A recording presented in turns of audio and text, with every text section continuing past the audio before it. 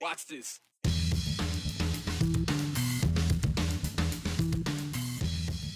Tempers boil over a proposed policy change for LGBTQ students in Caldwell. The meeting may have been cut short, but that hasn't done much to put the damper on the emotions.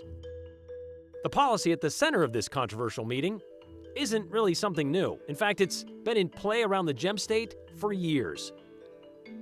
One of the goals for state lawmakers this legislative session, to see how Idaho's voter-approved Medicaid program is working so far. It's up for review, and we're getting a preview of that review.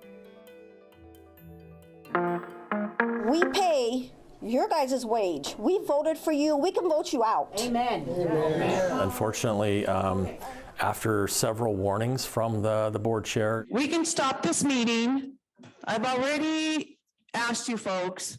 people got a little out of hand and were cheering from the audience, and we're not respecting the order of the school board meeting. And so because there was not order and because we could not maintain order, we did have to end the school board meeting tonight. All right, meeting has been adjourned. We are the people!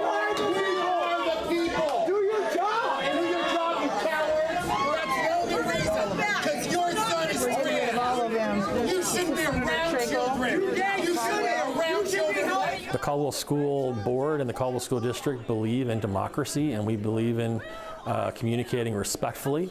And unfortunately tonight reached a place where people were not communicating respectfully. Okay, so that was just a sample of what happened last night in the Caldwell School District monthly Board of Trustees meeting. That is to say, a sample of the acrimony on display when hundreds showed up to express their opinion of a policy that was on the proposed policy section of the agenda. This is where items live when they're just in the consideration phase, the discussion phase. It's a place where this policy has been percolating for months, just gathering input from the Caldwell School District patrons like students, parents, taxpayers.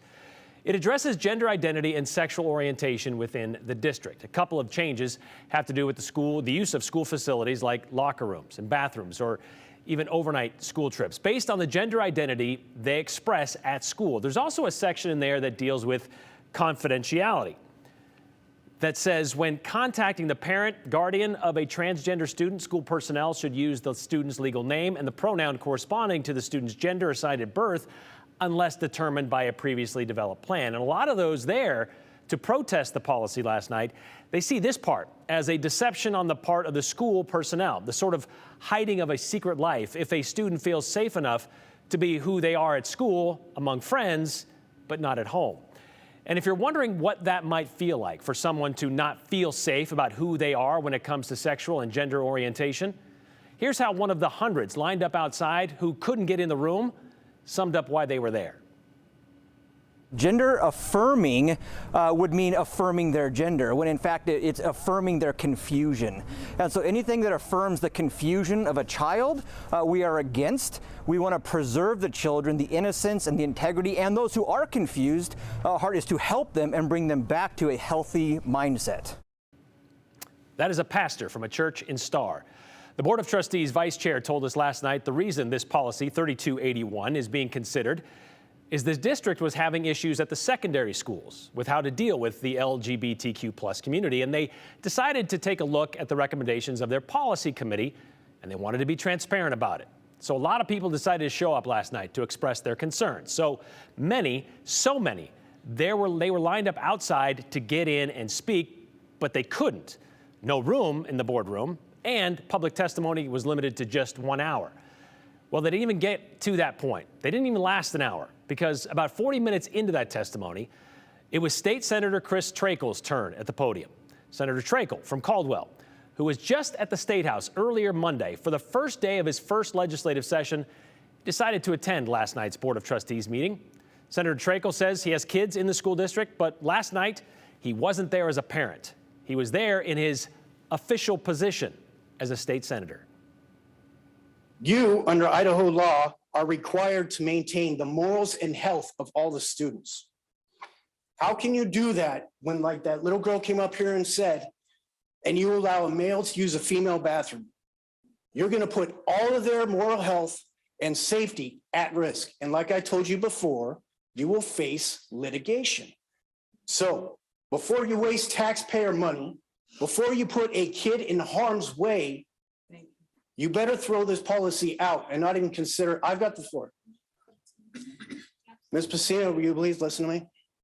Sir, Yeah, you claim you want people to follow the rules, but you break the rules left and right. Last month, you allowed 2 people all to right, speak. we will without recess being this on the meeting list. right now.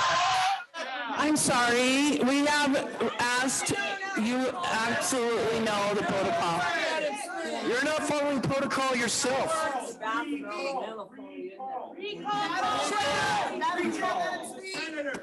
Madam Chair, I move to adjourn. Okay, I have a motion to adjourn. Do I have a second? Your people are speaking. We still have 37 minutes left. A second. Okay, we have a second. Real All fast, those in I'm going to favor, quote please section say aye. 74201. The people of the state of Idaho and creating the instruments Yes, of their I will government ask that serve them do not yield the sovereignty Sir, to the agencies so I'm gonna created. call vote. This is who you listen to. Okay, can you turn him off? Okay, so I would like to call vote. can All those talk in loud, favor, but that please say microphone- aye. Aye. Okay, all right, meeting has been adjourned. Meeting is adjourned. As you heard earlier, people stood up and yelled cowards at the Board of Trustees. And that wasn't the first time, by the way, Senator Treacle has spoken at a Caldwell School Board meeting. Back in December, you heard him reference that a month ago. He was there to protest the same policy and claimed transgender youth only represents, well, less than 1% of the population. So why do they want to create a policy to, in his words, bend to the minority? Quote, the majority in our country does not bend to the minority. It's never been that way, end quote. That was from then Senator-elect Chris Treacle on December 12th, 2022. We tried to reach out to Senator Treacle today to ask him about how that logic about bending to a minority might apply to the civil rights movement in the 1960s when segregationists routinely used the Bible and religious freedom to oppose racial equality. We even stopped by the State House today, but he refused to speak with us. We did, however, get a chance to ask the Caldwell School Board Chair, Maricela Pacina, who wanted to explain why she felt the need to end the meeting last night. She's been a school board member for the past 7 years, 3 as the board chair. She sent us a statement that says, in part, first and foremost, community engagement and civil discourse is a part of policymaking. As an elected school board member for almost 7 years, I get it. I appreciate the dialogue. The crux of this process, though, is the word civil. My job as the chair is not only to make progress on the agenda, but to ensure the order of the meeting. I'll let her take it from there. So here's the deal. Our children are watching us. The adults and leaders, and they're watching us to learn how to engage in our community process. Our children were watching us last night, all of us. They were watching the board, they were watching the audience, they were watching the speakers. In Idaho, one of the greatest things that we appreciate and expect local control. And school board will be as local as it gets. That's as far down as it gets, local control. And so the passion of our community on display wasn't lost on me. And yet we still have work to do. We want to hear from Caldwell School District constituents, including the brave youth who stood up and spoke to us last night. And so to those kids, I'm extremely proud of you. You are why we're here and why we, as school board members, volunteers, give back to our community. So that's my statement. Ultimately, what is this about, this policy? We're just trying to make sure our children have a safe environment and to make sure our children are treated with dignity. It's the bottom line. Have you ever been involved in anything like this scenario before? Like what happened last night in the meeting? Yes. It was never like this. It wasn't, this was more of a mob mentality kind of thing, you know? And so it was scary. This is the first time that I had, it was intimidating. I was scared for the safety of my board and some of the students that were here. Were you surprised by the turnout? Yes, very much so. What I was more surprised is that many of these people that were here were not Caldwell School District patrons. They were from out of town. So the number of people that were there surprised you. What about the tone? I figured that that's the way it was going to be, but Brian, I wish that more of our meetings had more people that could come and speak, and because we are not elected officials, elected by our constituents, and we represent them. So we want to hear what they have to say. Just not to that volume? Probably, I don't mind the volume. It's just the temperament and the hostility and aggressiveness. I think it was uncalled for, and it does not define civil discourse. Okay, so that was not an action item last night, just a consideration policy, and so they're going to continue to consider it and maybe get to it, or maybe not, in future meetings. So this policy, though, the gender identity and sexual orientation, isn't exactly new. It's just new to Caldwell, as Board Chair Pacina told us. Probably the reason their attempt to adopt it is getting so much attention is because they're trying to be transparent about it. So this would be a good time to bring in Andrew Bartline, who decided to dig a little deeper into this proposal and see where else a similar policy might already be in place. And you reached out to several school districts around the state. Yeah, and you said it's not new, and it certainly isn't new, and it's also not new in terms of where we might find it elsewhere in other school districts, because this does exist in other school districts. We reach out to a few of them and a couple different organizations.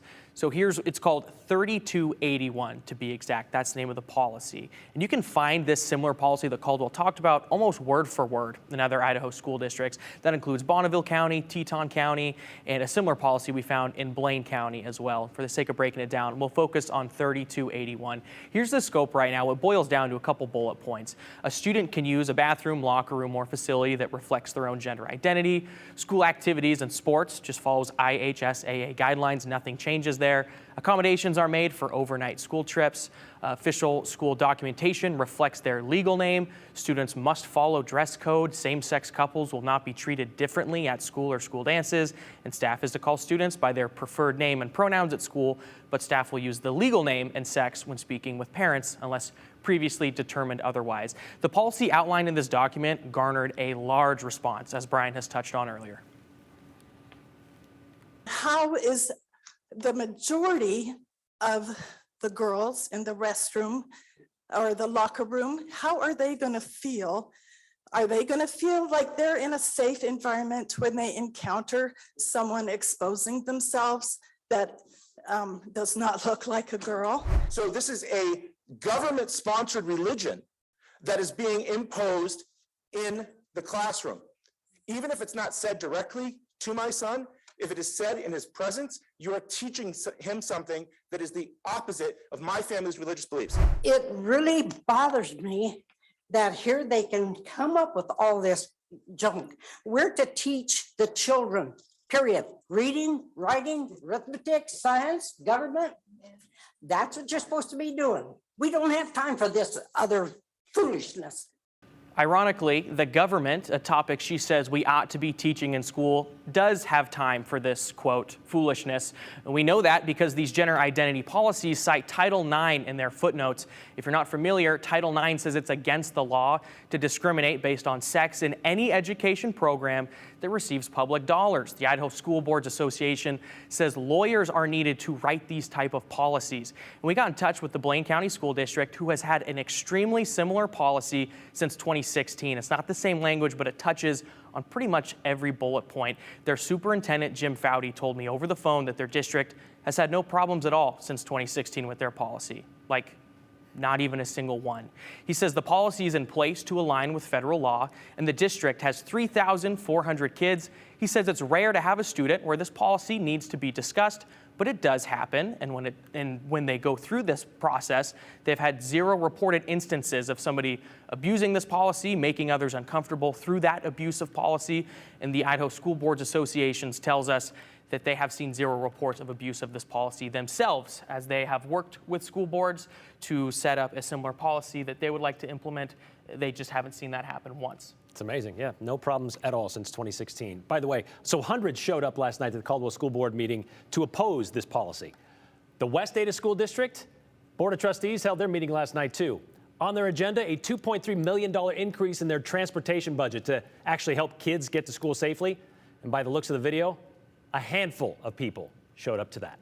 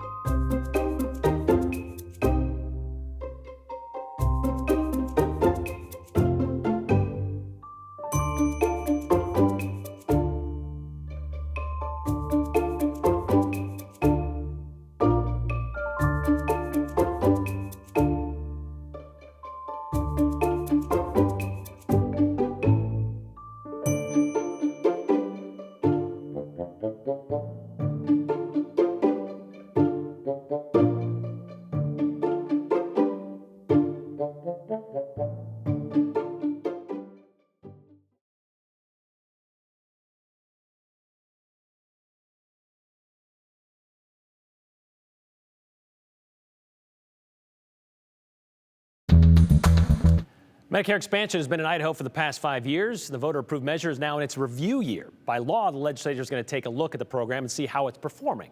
Well, from there, big decisions are going to be made this session if the program remains in effect. We heard from Republicans, Democrats, and a group that pushed to get Medicaid expansion passed to set up the debate in the State House, and Joe Paris spoke to all of them. Lawmakers hit the ground running after the pomp and circumstance of the State of the State at the Idaho State House. Governor Little set the tone with his priorities: education, infrastructure, and property tax, to name a few. But lawmakers are ready to debate something that Governor Little didn't mention in his address: Medicaid expansion and funding. And Medicaid expansion was passed by Idaho voters in 2018, but per law, it is now up for review. In the Medicaid eligibility expansion law, a final section reads, quote, "No later than January 31st in the 2023 legislative session, the Senate and House of Representatives Health and Welfare Committee shall review all fiscal, health, and other impacts of Medicaid eligibility expansion pursuant to this section and shall make a recommendation to the legislature as to whether such expansion should remain in effect." House Speaker Republican Mike Moyle expressed concerns in December heading into the 23 session about the cost of the program while speaking on KTVB's Viewpoint program. You're going to have some issues that people aren't talking about, too. Medicaid, for example. Medicaid expansion is up for review this year.